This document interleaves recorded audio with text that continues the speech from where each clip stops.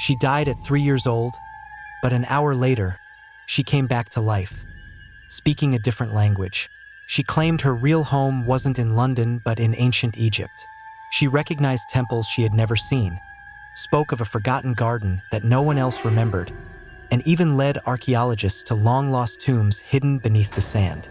But the most terrifying part?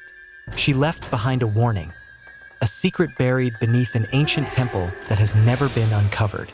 What was she hiding? And could she have been right all along? Stick around, because this story changes everything. Dorothy Eddy entered the world in 1904, born into a modest London household. As the cherished only child of her parents, she was doted on and deeply loved. However, when she was just 3 years old, a tragic accident occurred. She tumbled down a flight of stairs in her home and lost consciousness. A doctor was summoned, and after examining her, he declared that she had passed away. While her grief-stricken parents conversed with the physician, about an hour later, an unbelievable event unfolded. Dorothy unexpectedly regained consciousness, walked into her bedroom, and began playing on her bed as if nothing had happened. When her parents and the doctor saw her, they were utterly bewildered.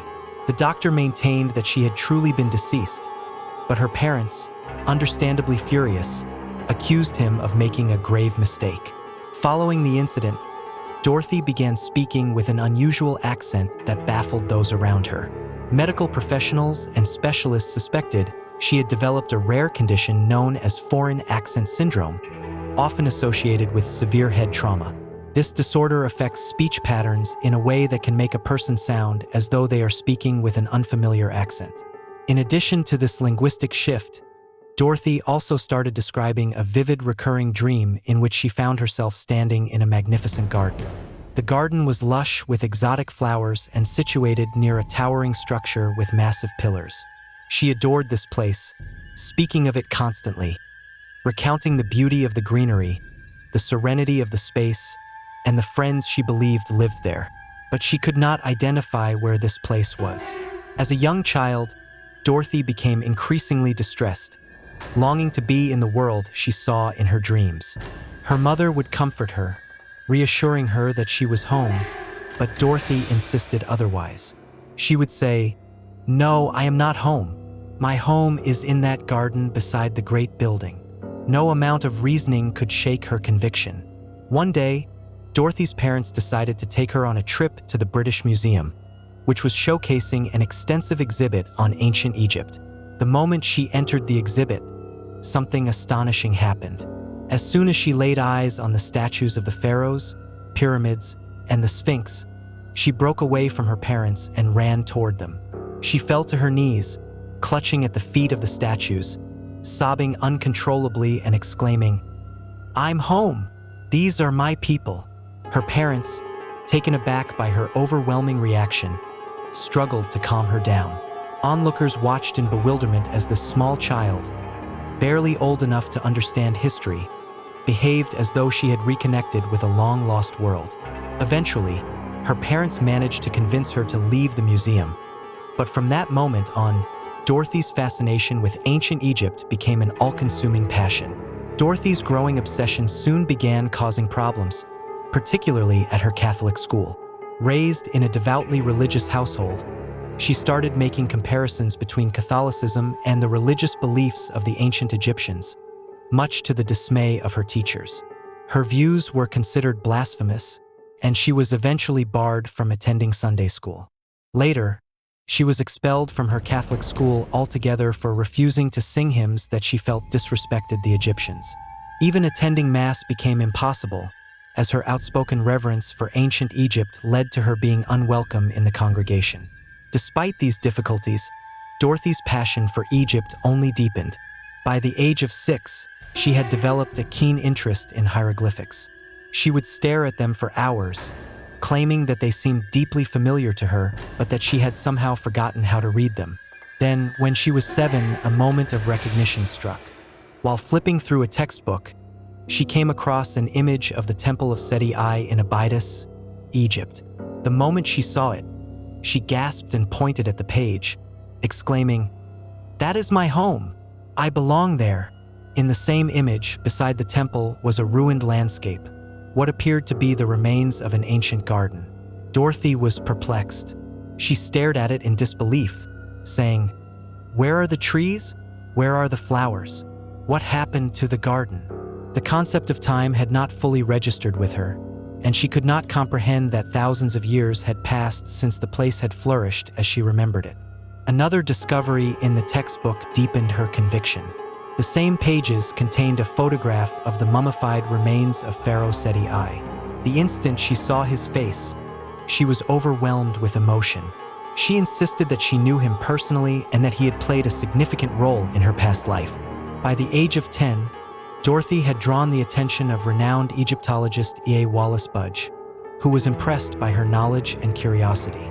He offered to teach her how to read and write hieroglyphics, and to his astonishment, she picked up the language with remarkable ease.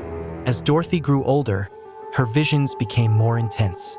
By the time she was 14, her dreams had expanded beyond the lush garden and temple. Now, she was plagued by recurring nightmares in which she found herself in a dark, subterranean chamber. In these dreams, she was being interrogated by a high priestess who demanded answers from her. When she refused to comply, she was beaten. The dreams felt so real that Dorothy would often wake up in a state of terror. At the age of 27, Dorothy Eddy found love with an Egyptian man. However, beyond romance, it's likely that her marriage was also a practical step towards securing permanent residency in Egypt, the place she had longed for since childhood.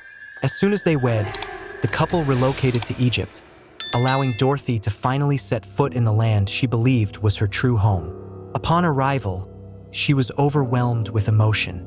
The moment she stepped off the boat, she dropped to the ground, kissed the earth, and wept, exclaiming, "I'm home! I'm home!" This was more than just a sentimental moment. It was a homecoming she had dreamed of her entire life. Not long after settling in Egypt, Dorothy and her husband welcomed a son into the world. They named him Seti, a tribute to Pharaoh Seti I, a figure deeply connected to her visions and past life memories. However, her time in Egypt also marked the beginning of strange experiences.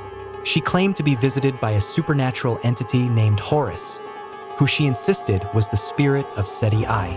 In the quiet hours of the night, Dorothy would enter trance-like states, seemingly caught between two worlds. Her husband would wake to find her sitting at a table, feverishly writing in hieroglyphics, completely unresponsive to the outside world. According to her, Horus was dictating vital information that she was compelled to record. She couldn't be interrupted, nor could she recall these sessions upon waking. Over time, she accumulated more than 70 pages of hieroglyphic text, chronicling a life she believed she had once lived. She claimed that before becoming Dorothy Eddy, she had existed as a young woman named Bentrishit, who had lived 3,000 years ago during the reign of Pharaoh Seti I. According to the detailed account she transcribed, Bentrishit was the daughter of a soldier and a vegetable seller. Her mother passed away when she was just 3 years old, leaving her father unable to care for her. As a result, she was placed in the temple of Kam el-Sultan, where she was raised as a priestess. By the age of 12, she was given a choice: leave the temple and forge her own path, or dedicate her life to the temple as a consecrated virgin. She chose the latter. However, fate had other plans.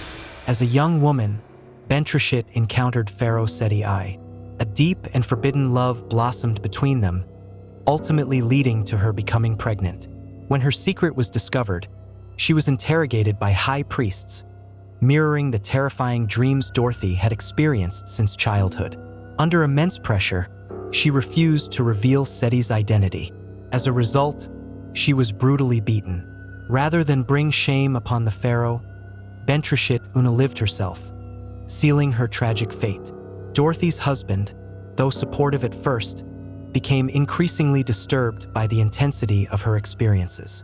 Her midnight trances, relentless writing, and unshakable belief in a past life were simply too much for him.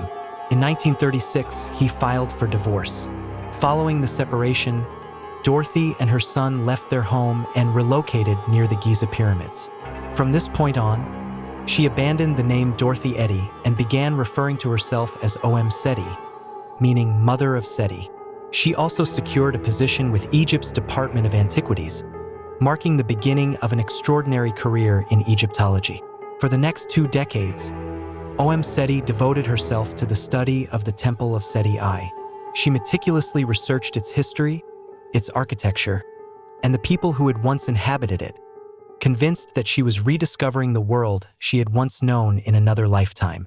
However, it wasn't until 1952, when she was almost 50 years old, that she finally set foot in Abydos, the site of the Temple of Seti I.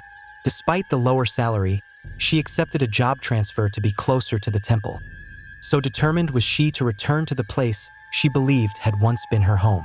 As she entered the temple for the first time, she whispered, "It feels as though I have lived here before." Om Seti made herself at home in one of the temple's chambers, using it as her personal office. She spent nearly all her time within its walls, working, studying, and even befriending a cobra that she regularly fed. While many were perplexed by her bond with the serpent, her unwavering dedication to Egyptology earned her the respect of scholars and archaeologists alike. Despite skepticism surrounding her reincarnation claims, Om Seti became one of the most influential figures in the study of Abydos. Her most astounding contribution came when she accurately identified the location of an ancient garden that had long been lost to time. For years, she had dreamt of the garden, its flowers, and its layout. When she arrived at the temple, she confidently pointed to a spot and declared, "Dig here, the garden is beneath us." Archaeologists excavated the site and found the garden exactly as she described it. The precise locations of pathways, trees, and structures matched her detailed recollections. Her knowledge didn't stop there. She guided researchers to dig along the north side of the temple, claiming that a hidden underground tunnel lay beneath. Skeptics dismissed the idea until excavations revealed that she was absolutely correct. Another stunning discovery came when she directed researchers to an undiscovered tomb in the Valley of the Kings. She pinpointed its approximate location, and sure enough, archaeologists uncovered a burial site exactly where she said it would be. Though many Egyptologists hesitated to acknowledge her claims of reincarnation, they could not deny her remarkable insights. Was it all an elaborate deception, an extraordinary coincidence, or something beyond explanation? Shortly before her death at the age of 81, Om Seti made one final cryptic statement. "Beneath the Temple of Seti I, there lies a hidden chamber. Inside, there is a secret, one that has never been revealed." Despite modern advancements in archaeology, no one has yet found this hidden chamber or the secret it is said to contain. Without Om Seti's guidance, it may remain lost forever. Dorothy Eddy, or should we say Om Seti, knew things she was never supposed to know. She uncovered ancient tombs, predicted hidden tunnels, and warned of a buried secret that remains untouched to this day. What lies beneath the Temple of Seti I? A lost civilization? A hidden truth about human history? Or something even more terrifying? The truth might still be waiting to be found, or it might be kept hidden for a reason. What do you think happened? Drop your wildest theories in the comments. And if you love mind-blowing mysteries, hit that subscribe button. Because trust me, this is just the beginning.